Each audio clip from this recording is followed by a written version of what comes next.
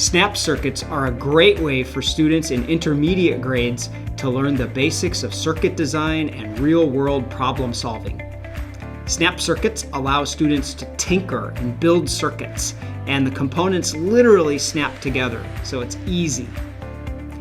This kit is designed for 2 to 3 students working on one challenge card at a time. Pay attention to the sequence of the challenge cards in the bottom left-hand corner.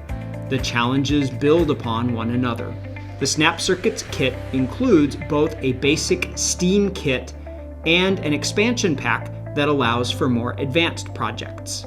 The challenge cards have several simple ideas that shouldn't take the students too long to figure out. Students build their projects by snapping components together, and when students make mistakes, it's quick and easy to try another connection. The kit includes instructions for building even more complicated projects like a volume switch or even a fully functioning AM or FM radio. Each kit has several battery holders that require 2 AA's each.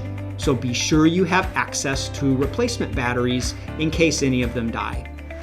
For more lesson ideas, you can visit the L&Co website or our Ceres Maker Kit website.